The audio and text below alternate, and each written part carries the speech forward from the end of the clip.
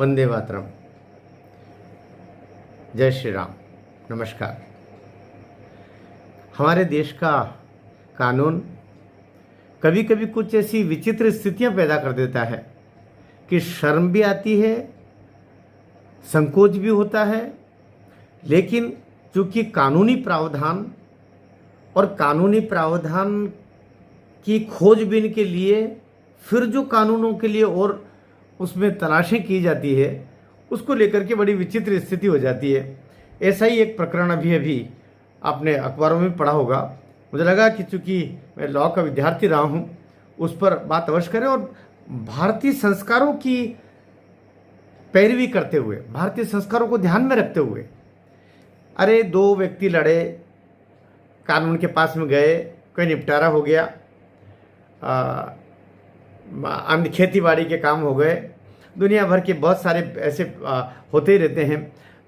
उनके लड़ाई झगड़े हम कानून के पास में जाएं और उसका निपटारा हो जाए। लेकिन ऐसा विषय जिसमें पति पत्नी का जो रिश्ता होता है वो बहुत बहुत पवित्र और बहुत गोपनीय और बहुत लंबा, बल्कि हमारे यहाँ तो 7 जन्मों का कहा जाता है, ऐसे पवित्र रिश्ते को लेकर के और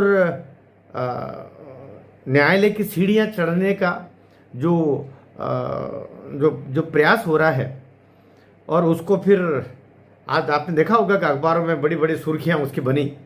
और एक अखबार ने तो इतने गंदे तरीके से लिखा सारी चीज़ों को कि सोचना चाहिए था, तुम अखबार लेके बैठे हो, क्या लिख रहे हो उसमें? आखिर उसको सब लोग पढ़ते होंगे, लेकिन वो उन्हें किया है। एक प्रकरण आया है अभी, वो सुप्रीम कोर्ट में विचाराधीन है। और सुप्रीम कोर्ट में अभी जो CJI DY चंद्रचूड़ जी, जस्टिस JB पादरीवाला जी और जस्टिस मनोज मिश्रा जी की बेंच इसको देख रही है।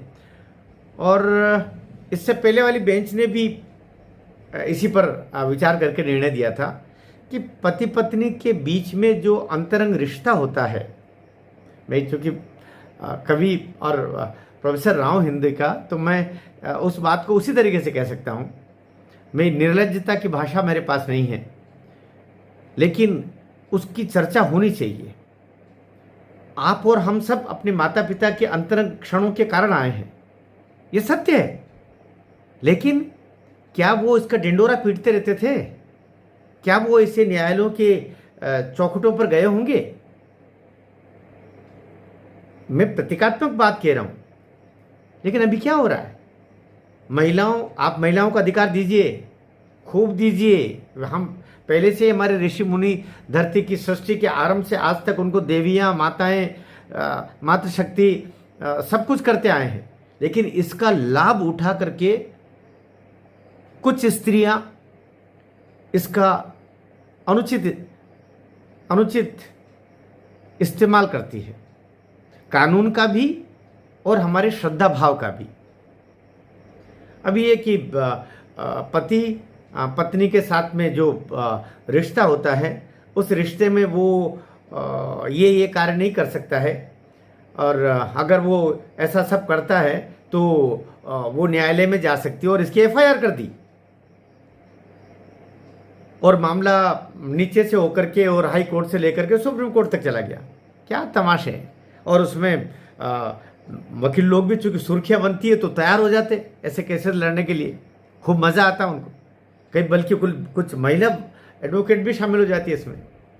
लेकिन मुझे लगता है कि माननीय उच्चतम न्यायालय जो अभी भारतीय न्याय संहिता हो या इंडियन पेनल कोड हो, IPC हो, किसी में भी पति द्वारा पत्नी के साथ किए जाने वाले ऐसे सभी अंतरंग क्षणों में क्या कुछ हो सकता है या वो जो होता है उसमें कहीं बीच में कानूनी संरक्षण का काम नहीं, उसको अपवाद की श्रेणी में ले लिया गया।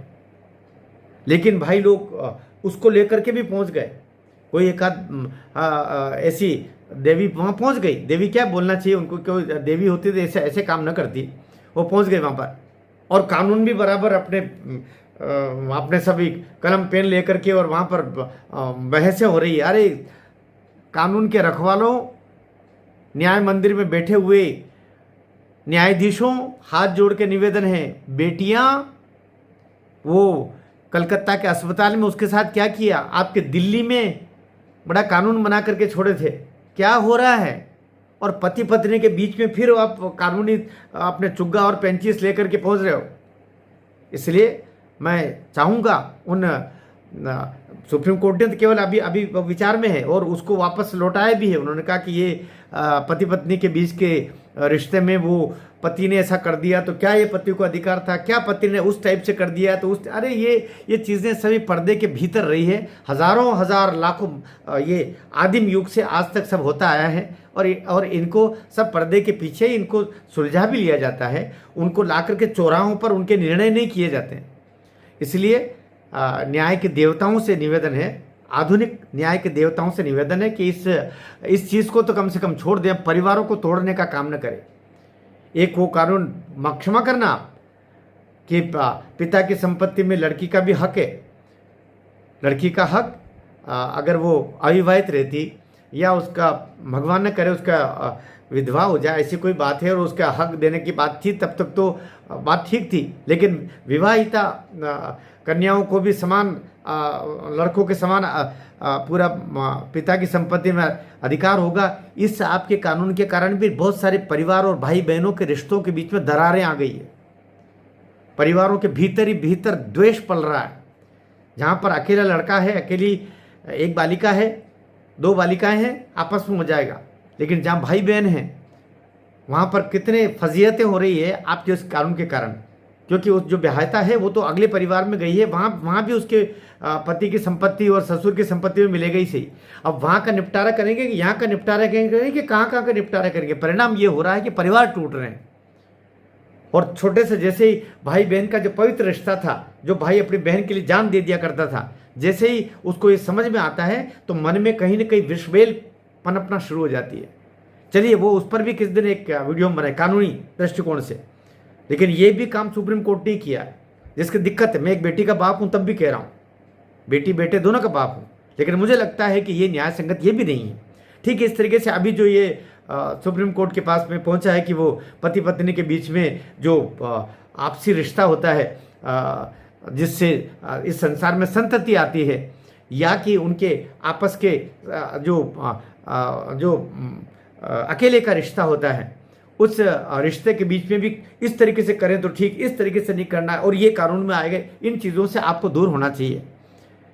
मैं सोचता हूँ कि जो कानून के जानकार है वे तो अपना काम करेंगे ही सही, लेकिन जनमत भी जाना चाहिए कि न्यायालय की देहरी से कम पति पत्नी के उस रिश्ते को परे रखा जाए। और जो हमारे अभी वर्तमान भारतीय न्याय संहिता में भी और इंडियन पेनल कोड में भी इसको दूर रखा गया था। पति पत्नी के अंतरंग रिश्ते को न तो रेप में शामिल किया था और न ही इसको अलग तरीके से परिभाषित भी किया था। उन्होंने कहा था ये अपवाद की श्रेणी में है। लेकिन कुछ बंद तो अभी पहुंच रहे हैं और दुनिया में कहीं नहीं होगा। ऐसे उदाहरण लेके आइए। लेकिन नहीं, भारत के परिवारों को खंडित करना है, पति पत्नी के बीच में भी द्वंद्व पैदा करना है। अभी आपने भाई बहन के बीच में किया, अब पति पत्नी के बीच में कर दीजिए। वो कारण संपत्ति है। इस बार आपके स्त्री मान, स्त्री सम्मान, उसको लेकर के आप बैठ गए। अरे स्त्री का मान करें। स्त्री तो वो है, वो थी और वो रहेगी, तो ये संसार रहेगा। पर दोनों के बीच में तो कम से कम विद्वेष पैदा मत कर दो। तो ये एक ऐसा विषय आया जिस पर आपका सबका ध्यान दिलवाना था। और अभी जो कहा गया है कि सरकार की तरफ से भी, सरकार ने भी इस बात को रख दिया कि देखिए बिना इजाज़त के जो दोनों के बीच में पति पत्नी का रिश्ता है ये अपवाद के रहेगा। इसको व्याख्यायित करना या उसको अपराध के श्रेणी में लेके आना ये उचित नहीं है और हम इसके पक्ष में नहीं है। और यदि ऐसा किया जाता है तो पूरी परिवार संस्था के अस्तित्व पर संकट खड़ा हो जाएगा और कितने केसेस जाएंगे फिर। इसलिए इसको अपवाद की श्रेणी में रखना चाहिए। पति पत्नी मिलकर अपना सब हजारों लाखों वर्षों से इसका निदान करते आए, वो निदान कर लेंगे। इस विषय पर आपके विचार क्या है, वीडियो के नीचे आप अवश्य कमेंट बॉक्स में लिखिएगा। भारत माता की जय।